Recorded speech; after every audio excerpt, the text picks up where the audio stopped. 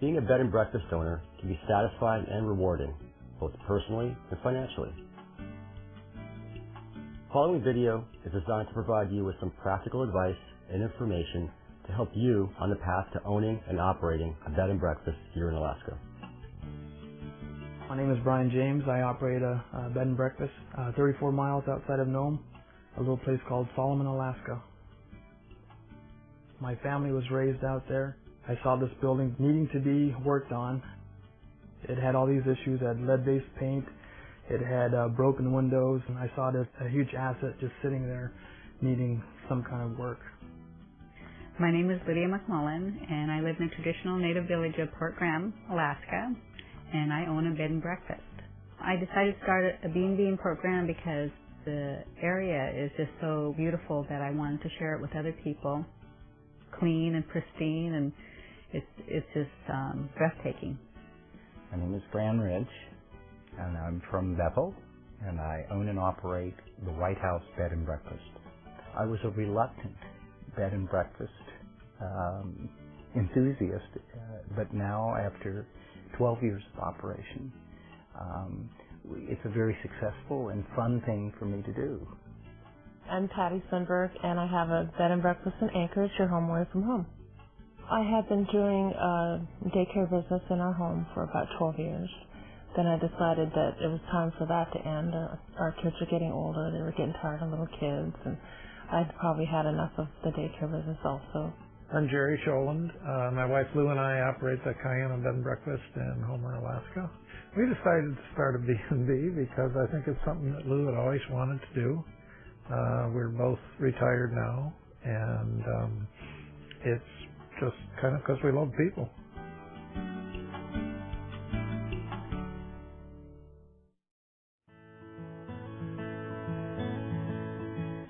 Well, we bought an existing B&B. It had been in existence for about almost 10 years. The process of getting B&B up running was taken care of by the previous owner. We remodeled an old building that was built in 1939. It ran as a school till 1956. My mother went to school in this building since she was a kid, and her fondest memories were in that school, and that's what kind of inspired me to start this building as a community center to begin with, and then we tried to find some kind of funds to offset the huge expense of operating the facility. So we try to incorporate something like a bed and breakfast to help bring some money back into the community. It took 3 solid summers basically to get the building refurbished and going again. The planning process was about 1.5 years. But we were building on. We didn't have to do with what we had. We had the luxury of making it what we wanted. We just started doing floor plans and trying to figure out how we could do it, and we're able to do 2 rooms, and I was able to make things the way I would want it if I was staying in a bed and breakfast. It has a life unto itself, and it defies small business planning processes. I would say that it wouldn't fit, but again, it's in a part of Alaska where I think if you'll trace the history of roadhouses and whatnot, there's a place for non-traditional development of businesses out there.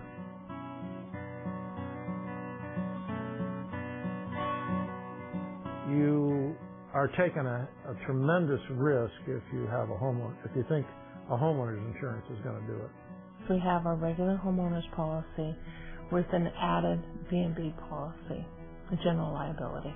If you don't have insurance for paid guests, you're up a creek if anybody gets hurt, because your homeowner's insurance will not cover them.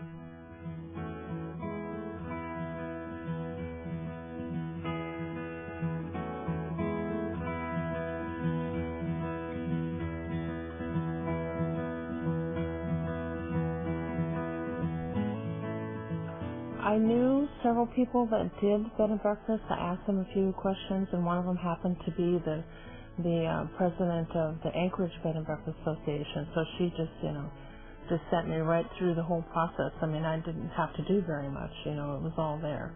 We're going off the rates basically that are established in Nome already, but we feel like we offer a little better price than the hotels do, because we offer a bed and breakfast, but we also have canoes, kayaks, and We offer peace and quiet.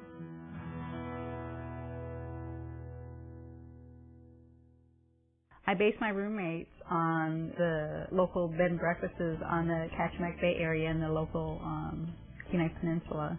I set my room rates by just going to all those websites that are already set up through the Anchorage Bed and Breakfast Association, and kind of looked at where they were and what they had, whether they had private baths or shared baths, the amenities that they had, and I just kind of put myself somewhere in between because I was just kind of right up the middle. I do have seasonal rates. In the summertime, I charge $115 a night, and winter rates are $85 a night. There is a tremendous difference between the cost of operating a bed and breakfast in the summer in Alaska and the winter, and it's backwards from the Anchorage fold here. I mean, it's cheaper for me to operate my house in the summer. It's very expensive in the winter, and when I look at the rates here, your winter rates generally drop to try to encourage folks from the bush to come in and stay, local travel, versus your summer rates are astronomical. We keep one rate all the time. In the wintertime, I go to half of what I am at the summertime. We're a little different also in that we're only open in the summer. We don't try to capture any winter business. So we open in May and close shortly after Labor Day.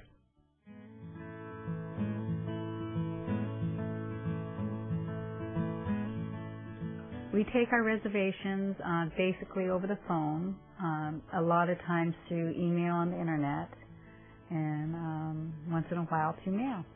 The majority of my reservations come through website, and they send me an email asking me if I have the evenings open that they're looking for, and I email them back. Occasionally I will call them back, but almost always it's, they're on the East Coast or 3 hours away or 8 hours away, and I can't call them back. So the majority of my reservations are done over the email, which is, really nice because I can do it after work or I can do it at 2 o'clock in the morning.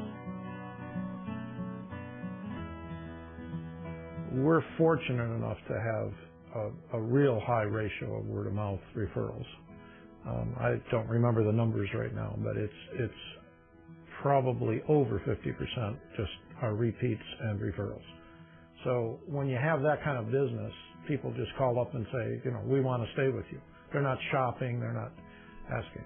But for the rest of it, you can't ignore the internet. I market strictly from my website.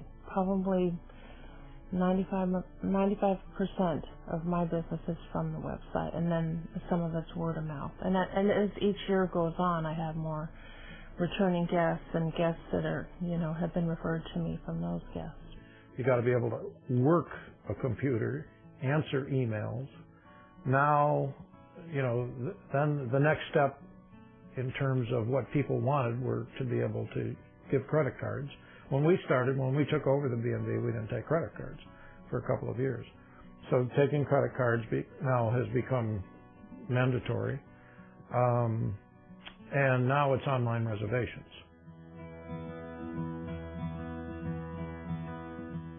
We belong to 4 bed and breakfast associations, a state level, a borough level, and 2 local level associations.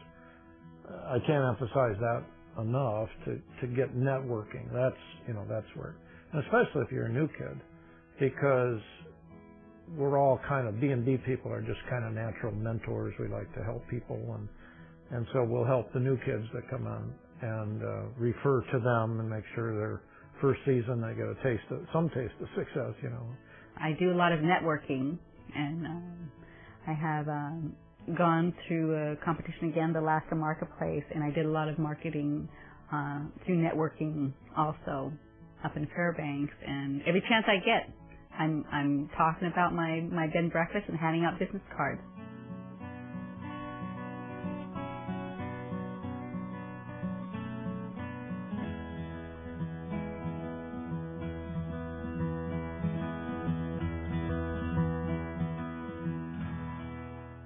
before a guest arrives, I make sure that I have all the supplies that's needed, from the toiletry items to clean bedding, clean towels, extra just in case it's needed, and make sure the food is all set and ordered and stocked up.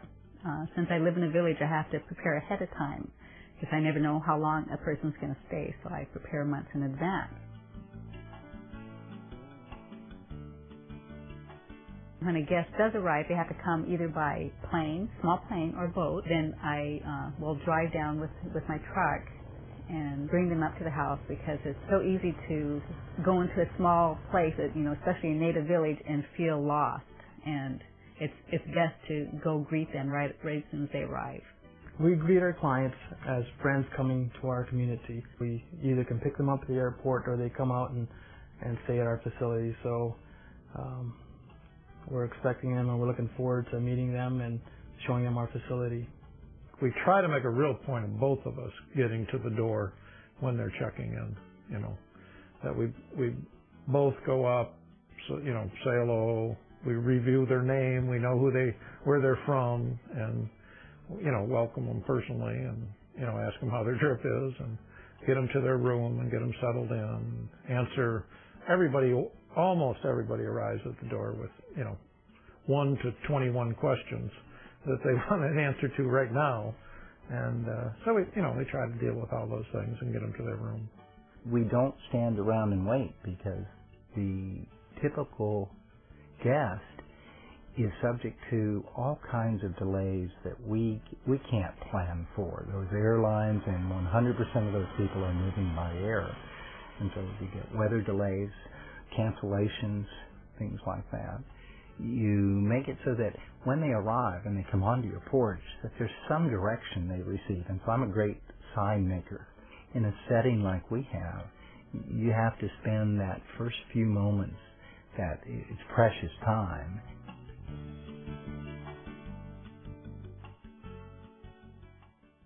The state has a neat food handling course. And while we're not legally subject to the food handling, we're not a commercial kitchen sort of thing. That's a lot of good, helpful ideas on that. How cold to keep the refrigerator, it must be at least whatever degrees it is, and just common sense things like washing your hands, and your temperature in your dishwasher has to be so much to clean the dishes, and so on and so on and so on. So the best way to get that information, I think, is from the Department of Commerce's food handling course.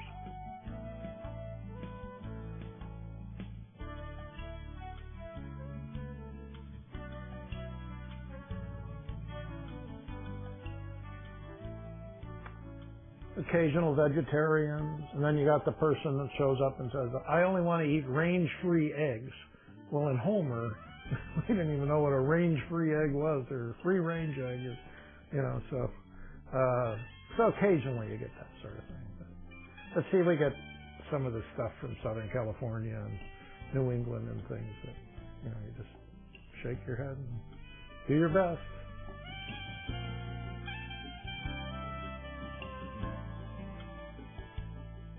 That's probably the only thing I don't like about doing the bed and breakfast, is the sheets and the towels every day. I don't even mind cleaning the rooms. That's not even that bad. But because I hate wash so much, it's, the sheets and the towels. And by the end of September, I'm ready to be done with that. When you have to rise before those early birds, who oftentimes are there, there's a time change that they're dealing with, and so they're going to pop up at 5:30, 6 o'clock in the morning, and you're usually there to facilitate their welcome to the day world. I'll go through and do, a thorough cleaning and dusting and making sure everything's in place and everything's crisp and clean. If they're just going to stay, one night, then of course I wait till they leave and I go through and I get everything ready for the next guest. However, if the guest is going to be there for a period of time, I leave that up to the guest, just because I know when I stay at a bed and breakfast, I like my privacy. We're bleach fanatics out where we are, simply because of the water situation. that I am constantly bleaching any and everything that comes in contact with human beings. I use a CPA to do our Schedule C, our tax return for the B&B. So I'm not incorporated, and we do a Schedule C and then include that in our personal income tax. But I just keep all the tax records myself, looked at the code and saw what categories you want to make sure you have, and that's easy to figure out what categories to keep your expenses in. And then just keep everything, record everything and keep receipts for it. I have a program that I purchased that does, I just plug in the numbers and it does the taxes for me. And I went to that program when we had to start collecting bed tax because I knew I wouldn't be able to figure it out.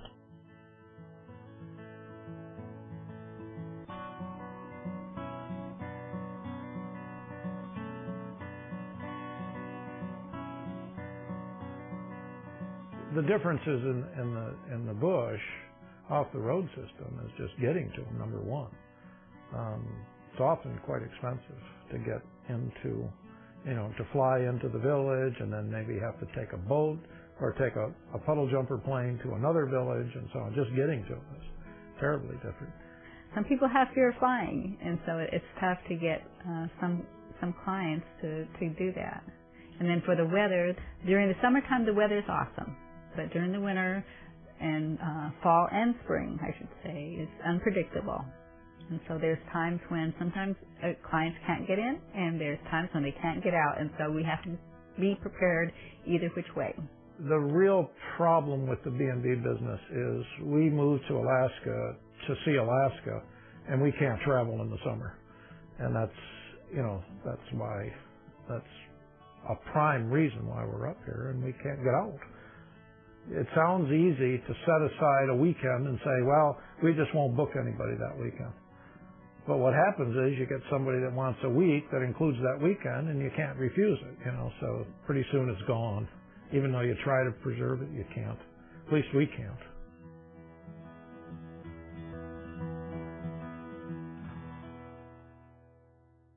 Be prepared for a tremendous amount of work and be prepared to give up a certain amount of personal freedom and flexibility.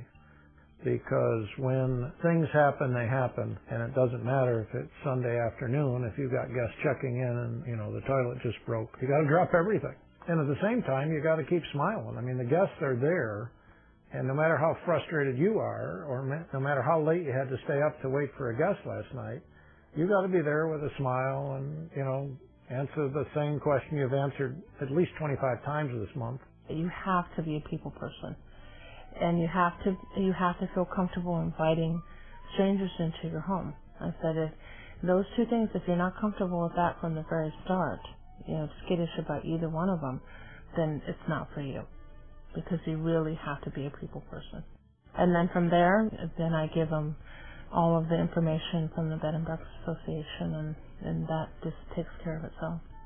Don't quit your day job.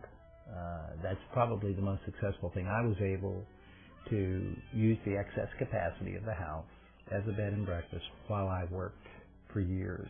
And it wasn't until about 4 years ago that I realized the number of travelers was increasing.